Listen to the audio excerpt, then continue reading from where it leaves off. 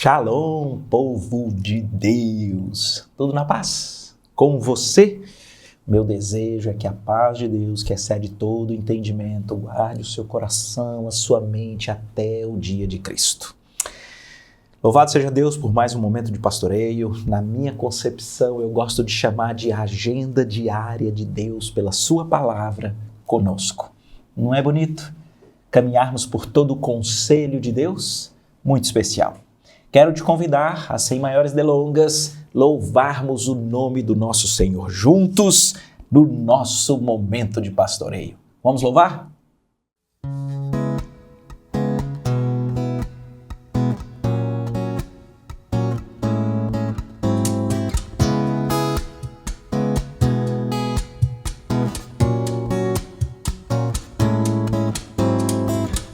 As coisas aqui do mundo não servem pra nossa carreira. Todas se perdem, se vão com o vento e nos fazem perder muito tempo.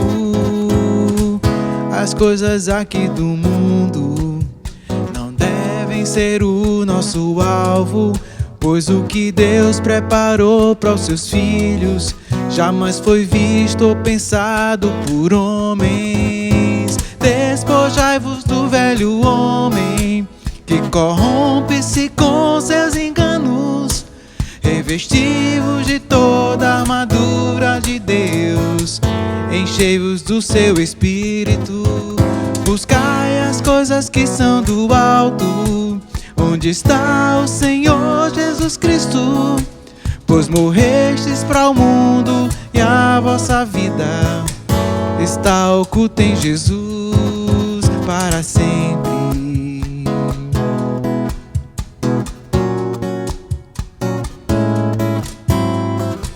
Não ameis o que há no mundo, a cobiça, a soberba da vida, pois muito em breve este mundo irá se findar. Só os que estão em Deus vão permanecer. Ameis acima de tudo ao único Deus do universo, pois nele não há mudança ou variação. Suas promessas todas irá cumprir. Despojai-vos do velho homem que corrompe-se com seus enganos. Revesti-vos de toda a armadura de Deus. Enchei-vos do seu espírito. Buscai as coisas que são do alto, onde está o Senhor Jesus Cristo. Pois morrestes para o mundo e a vossa vida está oculta em Jesus para sempre. Está oculta em Jesus para sempre. Está oculta em Jesus para sempre.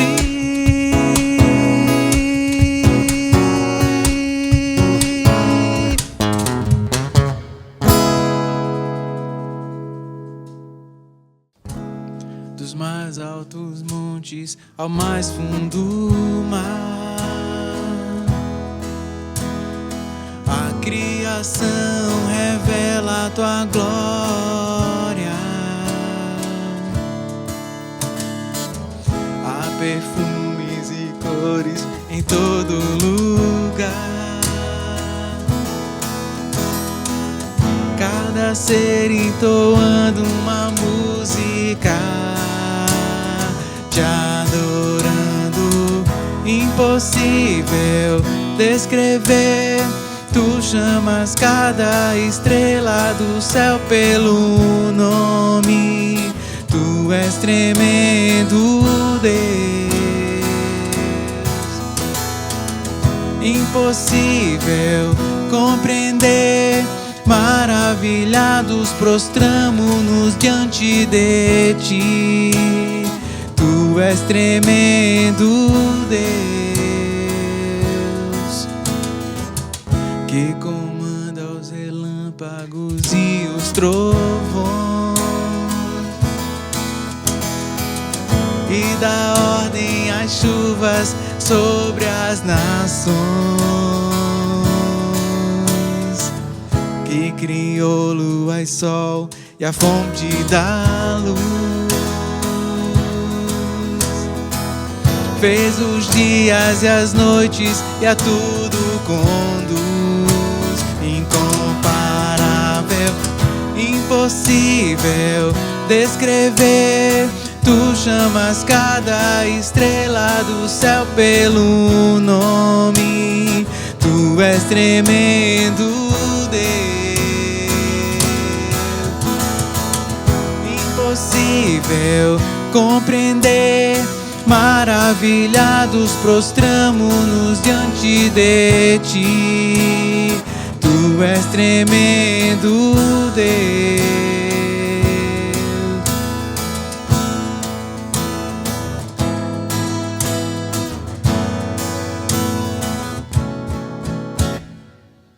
Impossível descrever, tu chamas cada estrela do céu pelo nome, tu és tremendo Deus.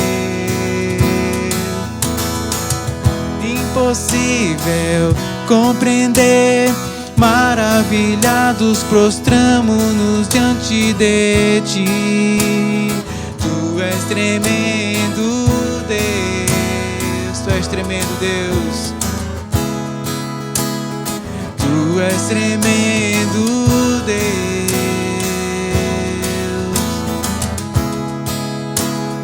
tu és tremendo Deus.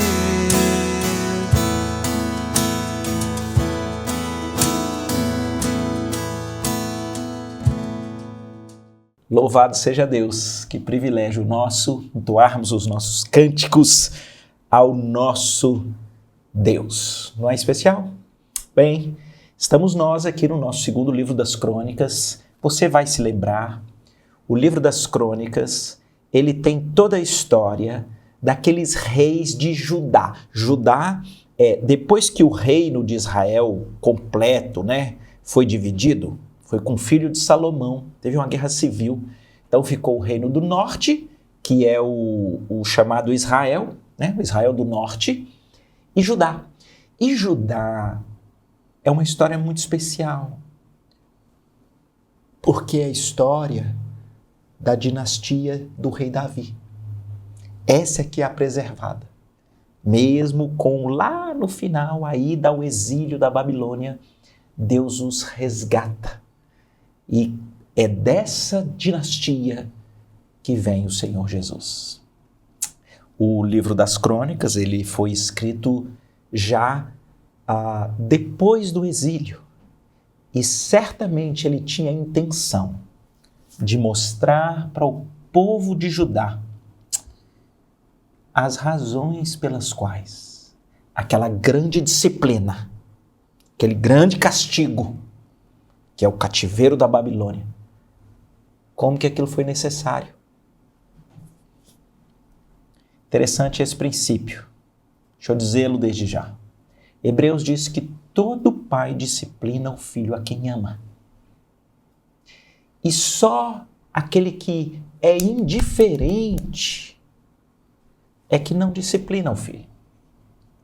Então ele diz que toda disciplina, no momento, ela parece ruim, mas no final ela produz fruto de justiça.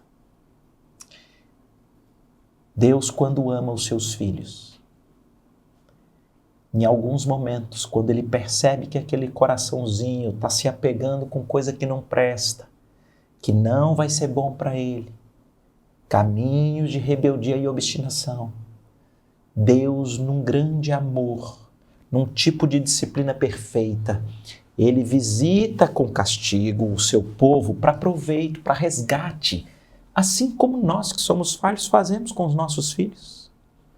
Bem, deixe-me ir com vocês a esse capítulo de hoje. O capítulo de hoje, eu não vou enganá-los. Ele é um capítulo triste. Ele é um capítulo triste porque ele mostra a história de um rapaz que tinha tudo.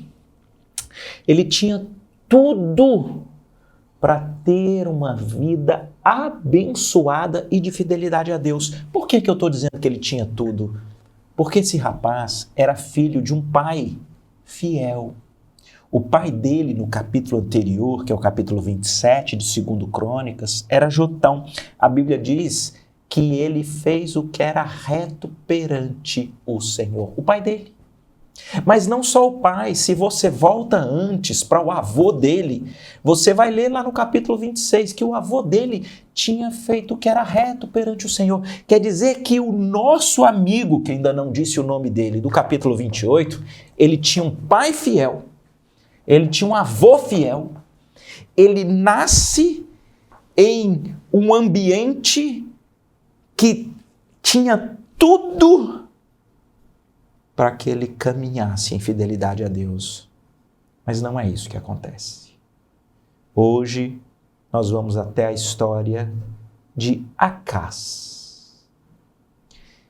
Eu vou ler aqui, do 1 ao 5, para pontuar com você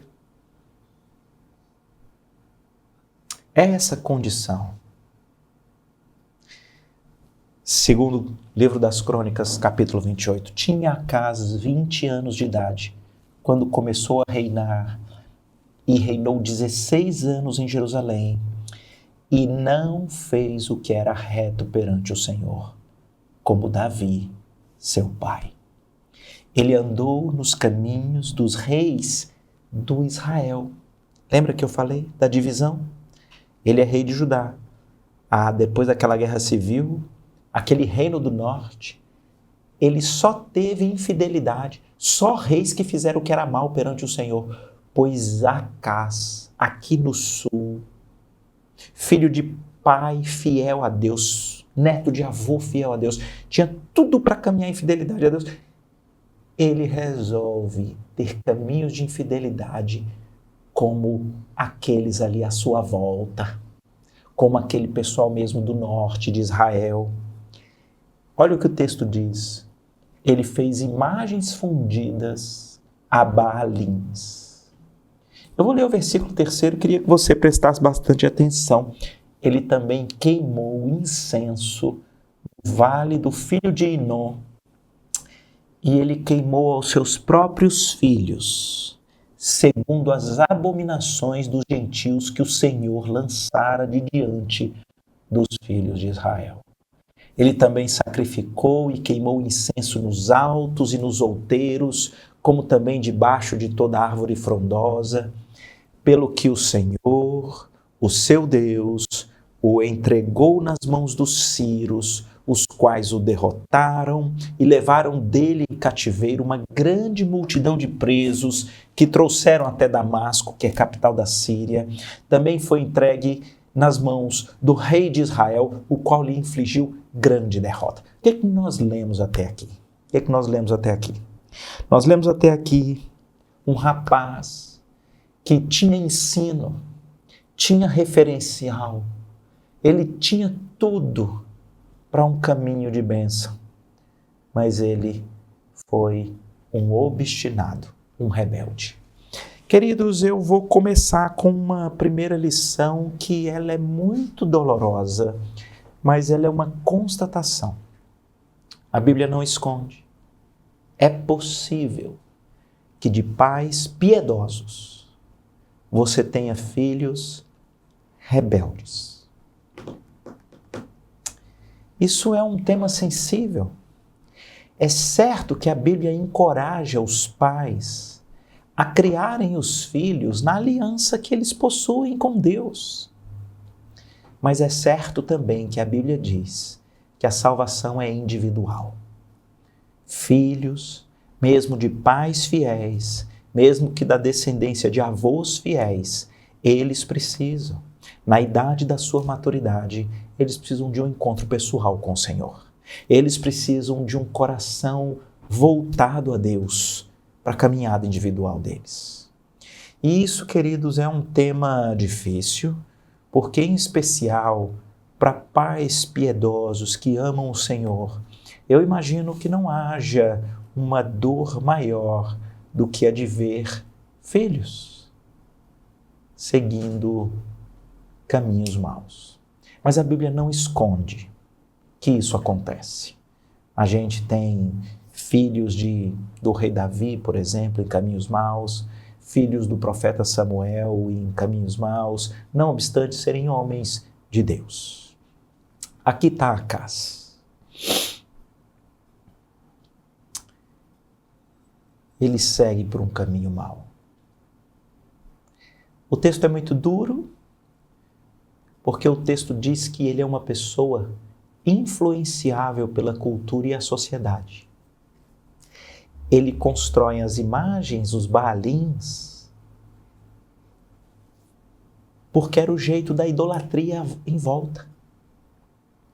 Ele é tão influenciado pela cultura em volta, que eu não sei se você percebeu na minha leitura, mas no versículo 3 diz que além dele ir ter uma prática idólatra no vale do filho de Inom, ele sacrifica os seus próprios filhos.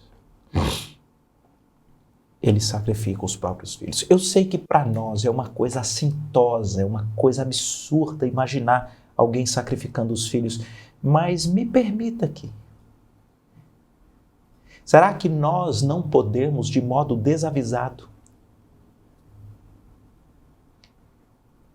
por caminharmos igual à sociedade à nossa volta, será que nós não podemos, de repente, estar entregando os nossos filhos para caminhos tortuosos?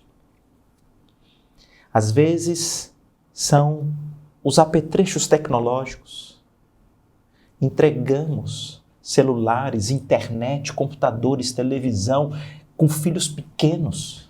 E daqui a pouco eles são criados, influenciados por caminhos maldosos e tenebrosos. Mas fazemos porque todo mundo faz. Fazemos porque todo mundo na sala da escola deles é assim. Ou quem sabe, às vezes, até não os mandamos para aquele melhor colégio, para aquela melhor universidade. Muitas das vezes estamos aplaudindo, mas estamos entregando os nossos filhos para o que não presta. Será? Queridos, me veio essa reflexão quando eu li isso aqui. Não estou falando de ninguém sacrificar no sentido literal. Mas será que, por uma influência equivocada, nós não estamos tratando os nossos filhos com as vestes, com o que eles veem, com o que os influencia, os caminhos, o que significa sucesso? Será que nós não estamos tratando e cuidando como o mundo faz? Acaz estava sendo influenciado. Mas quando Acaz passa a adorar todos os altos, outeiros, todas as árvores frondosas, passa a adorar todo tipo de idolatria, entra aqui algo que parece doloroso, mas é um gesto de amor. Deus faz isso, querido. Muitas das vezes Deus, no seu amor, assim como um pai que corrige cedo o filho que está em caminhos maus, Deus faz isso. O versículo 5 diz que Deus sim levantou os círios para derrotarem Acaz. É um jeito de chacoalhar dizendo: esse seu caminho de idolatria, de vida igual a todos aí em volta, é um caminho de derrota. E Deus levanta os círios e Deus levanta o próprio rei de Israel da época. Eu já expliquei isso várias vezes, dessa parte norte, que no caso aqui era Peca, um rei perverso. Pois o rei da Síria, o rei desse Israel do norte, todos eles derrotam Acaz, que é para que de alguma forma nesse chacoalhado Acaz acordasse para a vida. Deixa eu ser um pouco cuidadoso nisso que eu estou falando. A Bíblia não diz que todo tipo de provação, dificuldade, revés que você passa, que isso é castigo de Deus. Não. Não estou dizendo isso. Ao contrário. Por exemplo, a Bíblia diz que todo aquele que quiser viver piedosamente em Cristo Jesus vai ser perseguido. Tem pessoas que sofrem perseguição nessa vida porque são fiéis ao Senhor. Perdem emprego, às vezes a própria família, podem ser alvo de todo tipo de chacota, de maldade, de revés, até de barbárie física, porque são fiéis. Isso acontece? Acontece. A Bíblia está cheia desses exemplos. Mas também tem mais. Às vezes você tem situações em que uma situação dolorosa, difícil, doída, não é fruto do pecado. Lembra daquele jovem que Jesus cura da cegueira?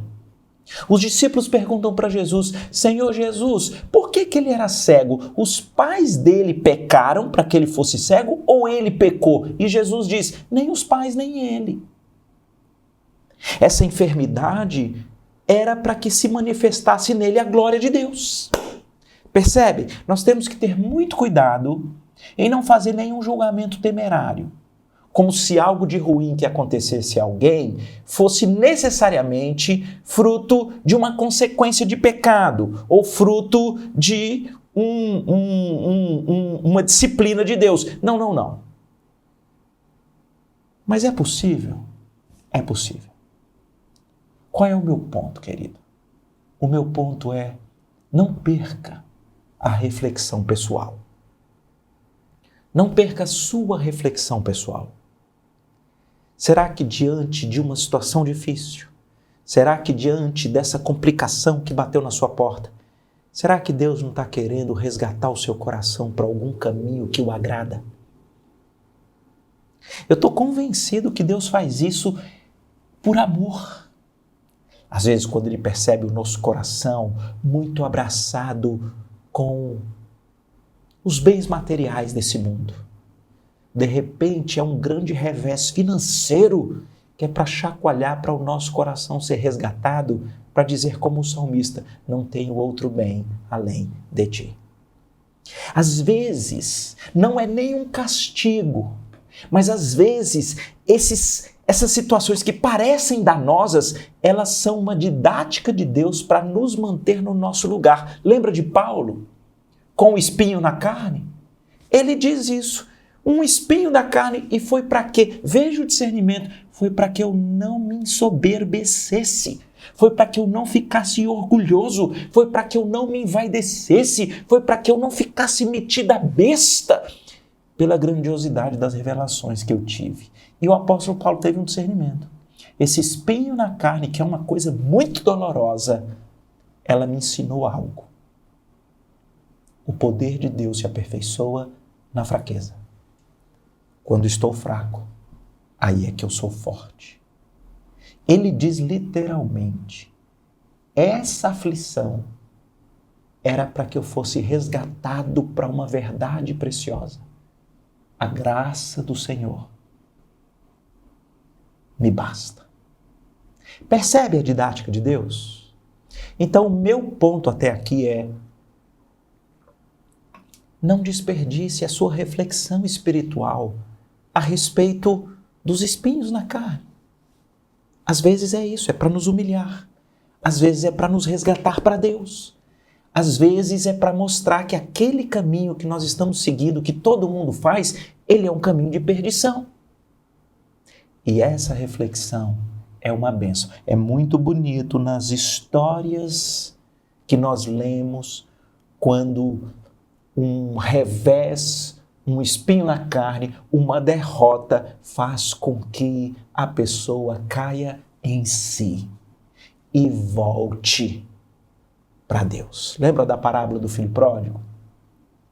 Lembra do menino na flor da idade, pede o dinheiro do pai, um adiantamento de herança, vai curtir a vida adoidado e de repente vem uma grande fome, um revés financeiro terrível. Aquilo é uma provação, é algo muito doloroso, mas é uma bênção. Porque foi no meio daquela condição que ele caiu em si e ele volta para a casa do Pai. Percebe a lição? Deus faz isso, queridos. E Deus está fazendo isso aqui com Acás. Deus está trazendo uma condição muito dolorosa para ele voltar. Mas o que aconteceu? Algo muito triste aconteceu. O versículo 16 diz assim: naquele tempo, mandou o rei Acás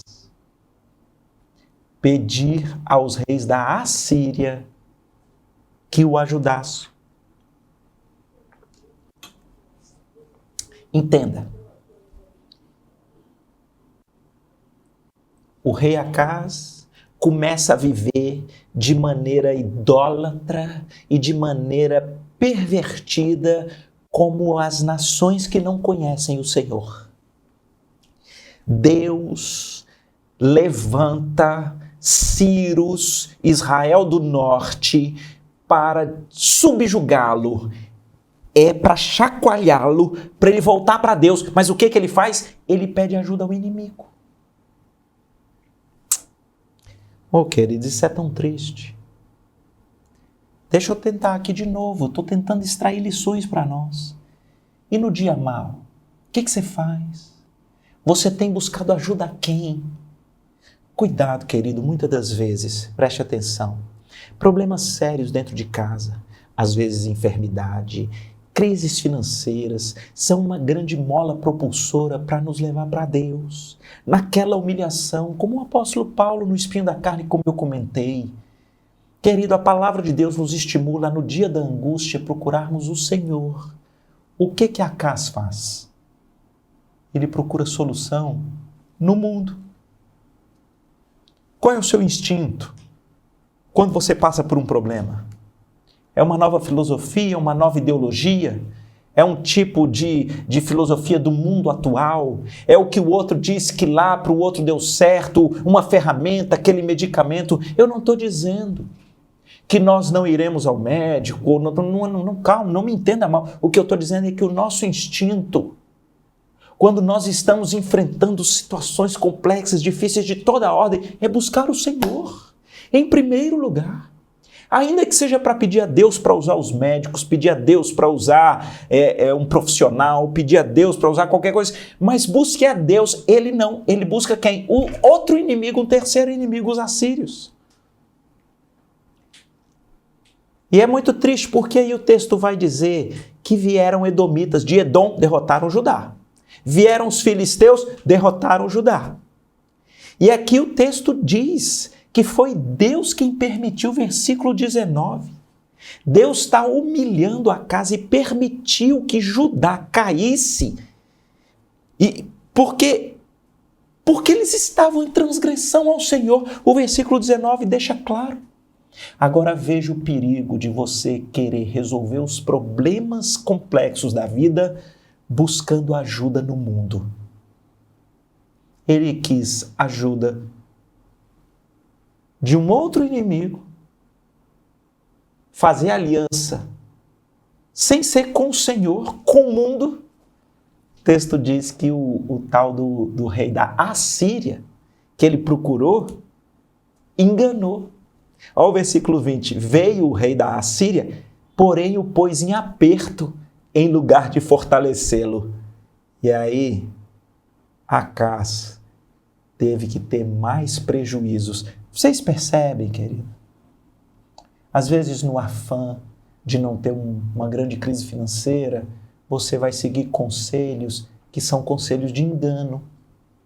Às vezes, com problema no casamento, você não procura Deus e os princípios da palavra e você vai ouvir coisas que o mundo vão dizer e termina de destruir. Percebem o perigo?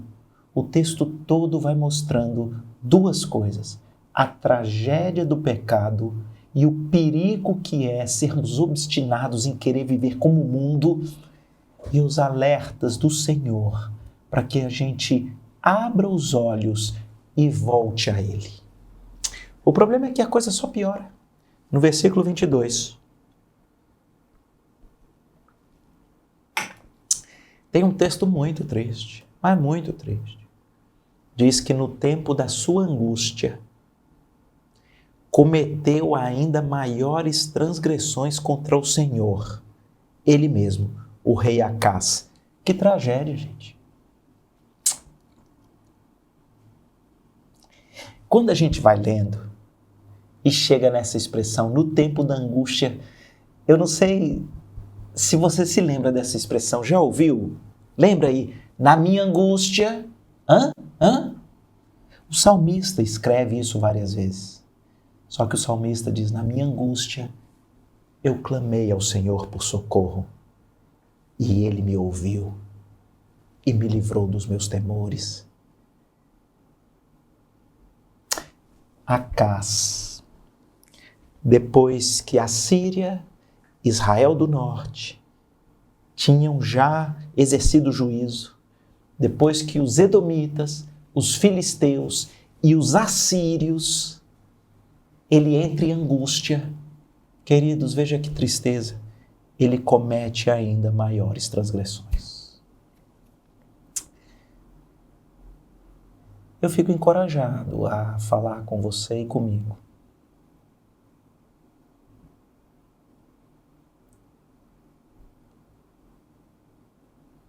Como é o seu instinto? Como é a sua resposta?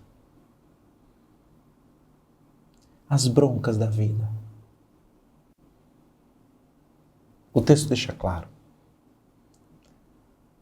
Há um caminho que ele é um caminho de morte, que é quando situações ruins te levam a buscar soluções no mundo e você começa a parecer como o mundo e querer os caminhos igual ao mundo. Isso te leva para mais longe do Senhor. O texto diz que nesse tempo da angústia, o que Acás faz? Preste atenção. Ele faz uma coisa que é uma inclinação perigosíssima do nosso coração. Versículo 23. Ele oferece sacrifícios aos deuses de Damasco. Damasco é capital de quem? Da Síria. É o primeiro reino lá em cima que diz que conseguiu subjugá-lo. Olha a lógica dele. Peraí, se Damasco, se os sírios, eles estão vencendo, estão se dando bem, então eu quero servir os deuses deles. Ô, meu irmão, cuidado com isso. O Salmo 73, o salmista teve essa crise, ele olha os perversos e fala, mas parece que eles estão se dando bem. Eu estou me dando mal. Então eu quero viver igual o perverso, para poder me dar bem. Irmãos, esse é um caminho de morte. O texto diz que Acás, ele cada vez mais procura se parecer com aquelas sociedades que não conhecem o Senhor. Ele fica querendo seguir o mesmo padrão daqueles que aos olhos dele estão sendo bem-sucedidos. É por isso que ele vai agora seguir os deuses de Damasco. E o versículo 24 diz que ele ajunta todos os utensílios da casa de Deus, fê-los em pedaços, atenção, fechou as portas da casa do Senhor e construiu altares nos cantos de Jerusalém. Ele fechou a porta da casa do Senhor, gente. Ele fechou a porta da casa do Senhor. É como se fosse degrau após degrau de uma certa obstinação para viver como o mundo vive. Sabe o que aconteceu? Eu vou lhe contar. Deus alerta uma, Deus alerta duas, Deus alerta 3 vezes. E ele cada vez se rebela mais contra Deus, ele atrai para si mais perversidade. Ele fecha a casa de Deus. Bem, o texto diz que isso provocou a ira do Senhor. E ao final, Acás foi morto. E foi morto com uma curiosidade para depois de sua morte. O versículo 27 diz que morre Acás e ele foi sepultado em Jerusalém, mas preste atenção, porém não o puseram nos sepulcros dos reis. Curioso, né?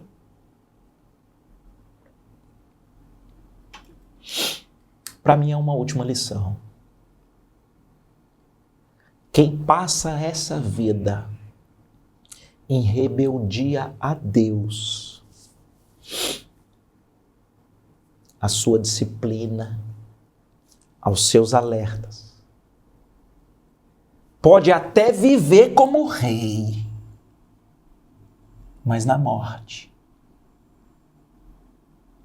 não terá vida com o rei.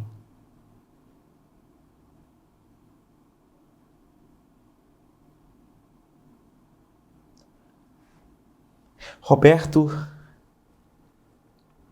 e qual seria a esperança? Irmãos, tem uma coisa tão interessante. Pesquisando com o nome Acás,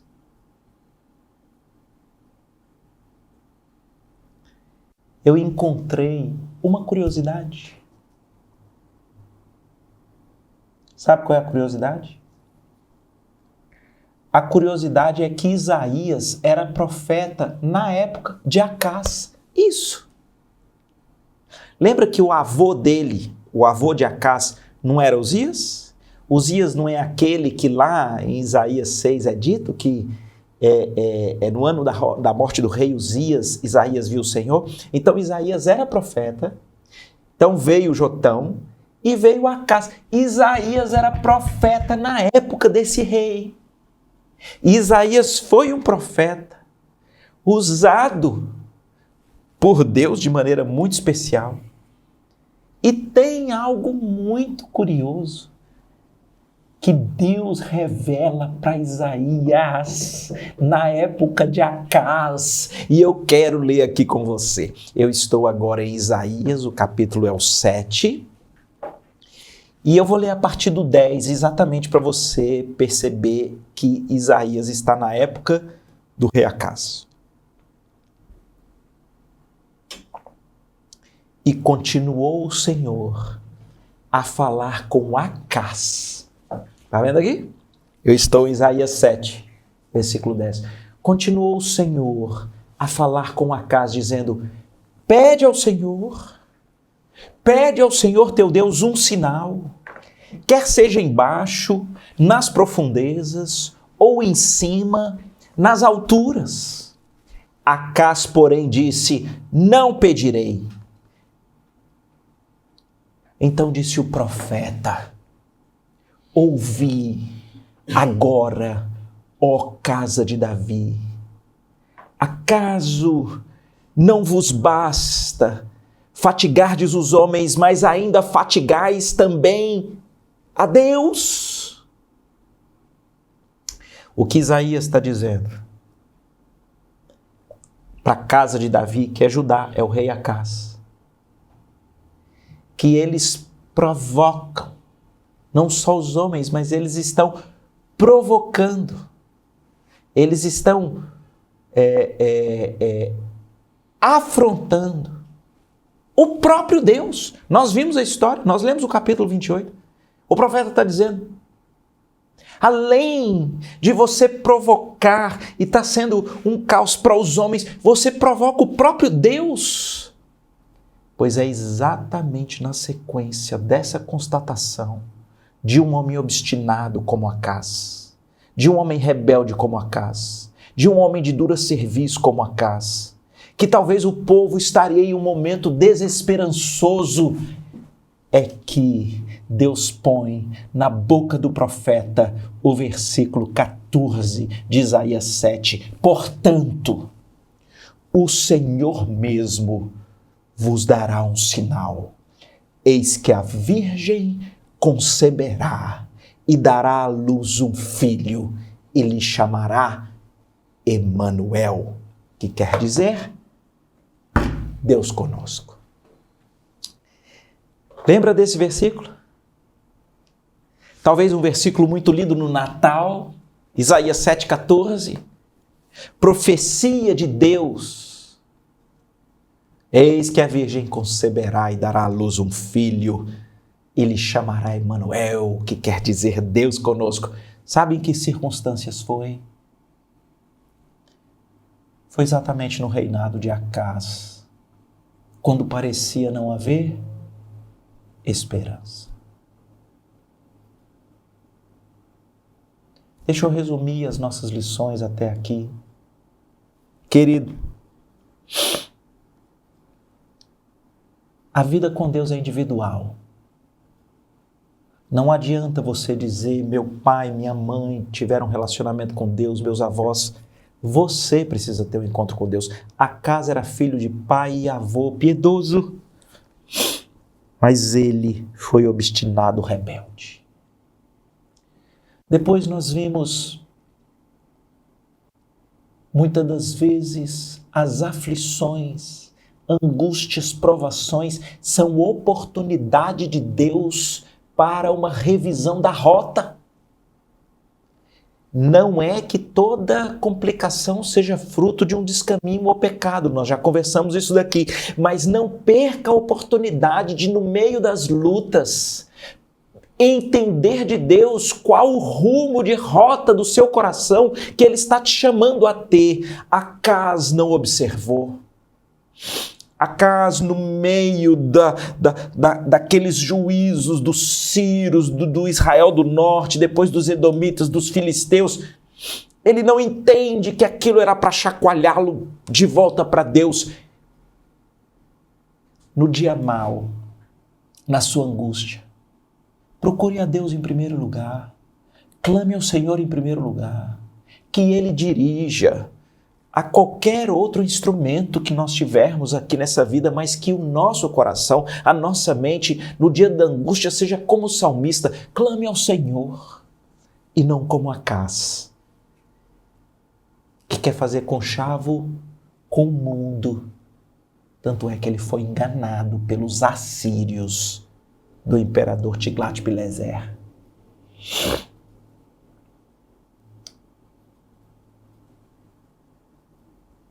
Mas esse capítulo não é um capítulo para nos levar a uma desesperança. É para nos alertar. Deus corrige a quem ama. E aqui eu quero terminar falando algo para você. Mesmo se você, na sua história, já foi obstinado por caminhos iguais ao mundo, mesmo se você, na sua história, já fez união com o inimigo, mesmo se você, na sua história, já buscou resolver as coisas com as próprias mãos, mesmo se você, na história, se você tem a oportunidade de ouvir um estudo como esse, é porque esse é o tempo da oportunidade. Foi no reino de Acas que ele recebeu do profeta Isaías a mais linda promessa de todas. E ele endureceu o coração. Talvez isso seja para abrir os nossos olhos para que nós abracemos a promessa. Qual é a promessa? O Senhor mesmo dará um sinal da sua graça, um sinal da sua misericórdia. Uma virgem conceberá do próprio Espírito e ela vai ter um filho que será o próprio Deus conosco. Séculos depois, essa promessa, ela foi cumprida. Essa virgem que concebeu é Maria. O que ela concebeu era do Espírito. Esse menino que é o próprio Deus presente com a humanidade, o Emanuel, é o Senhor Jesus. E eu e você, mesmo com um currículo que nos condena, mesmo com descaminhos que em tese não mereceriam justiça,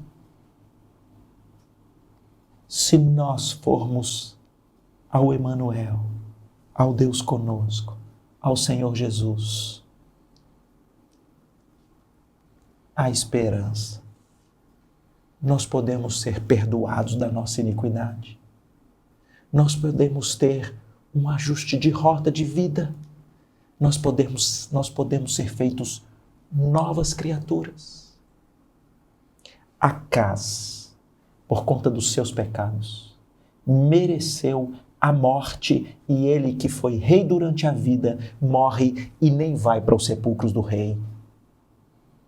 A eternidade dele é de dores, de juízo, porque ele foi rebelde ao Deus eterno durante toda a sua vida. Mas a palavra do profeta Isaías para Acas foi: o seu destino eterno não precisa ser assim. Talvez você que não vive como rei, você tiver um encontro com Jesus, o Emanuel, o Deus conosco, você pode, com a morte, diferentemente de Acaz, ter uma passagem para a vida com o Rei por toda a eternidade. Porque o que Jesus conquistou para nós foi a justiça. No momento que Ele paga a nossa dívida na cruz, no momento que Ele é condenado pelos nossos pecados, nós podemos ter uma vida eterna com o Rei. Que Deus aplique a sua palavra ao nosso coração. Vamos orar. Pai querido, capítulo duro, difícil, mas ao tempo que ele mostra a tragédia de um coração obstinado e rebelde, o estudo sistêmico das Escrituras mostra para nós que há uma promessa de salvação no Senhor Jesus e Ele veio. E nós podemos, no tempo da oportunidade que se chama hoje, abandonarmos os nossos maus caminhos, abandonarmos essa inclinação de viver como o mundo à nossa volta e entregarmos a nossa vida ao Emanuel Jesus e termos a nossa eternidade resolvida. Aplica a Tua palavra em nossos corações, em nome de Jesus. Amém. Amém. Queridos, vamos terminar. Eu gosto de terminar fazendo uma oração específica por esse seu pedido aí, por essa questão especial no seu coração.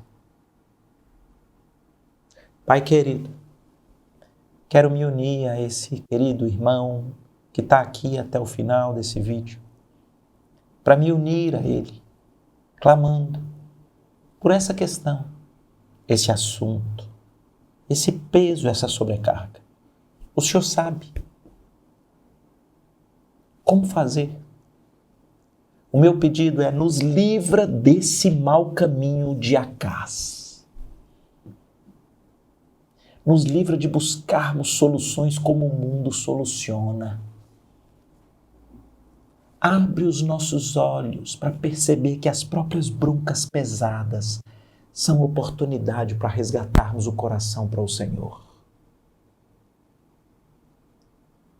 Deus, tem misericórdia. Por favor.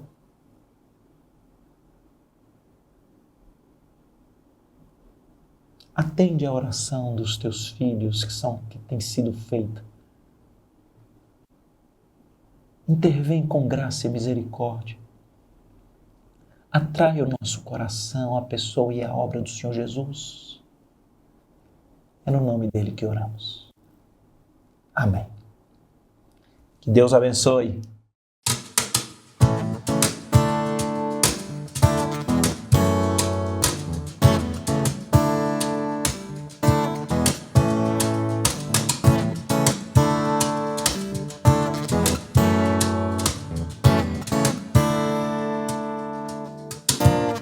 Sobre toda a terra tu és o rei, sobre as montanhas e o pôr do sol.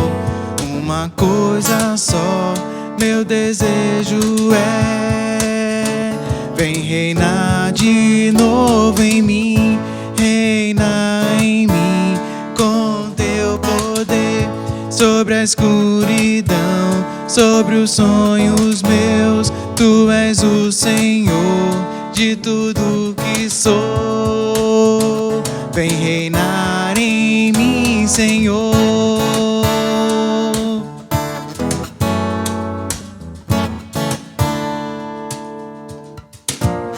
Sobre o meu pensar, tudo que eu falar, faz-me refletir a beleza que há em ti. Tu és para mim mais que tudo aqui. Vem reinar de novo em mim, reina em mim com teu poder. Sobre a escuridão, sobre os sonhos meus, tu és o Senhor de tudo que sou. Vem reinar em mim, Senhor, reina em mim com teu poder. sobre a escuridão, sobre os sonhos meus. Tu és o Senhor de tudo que sou. Vem reinar em mim, Senhor. Vem reinar em mim, Senhor. Vem reinar em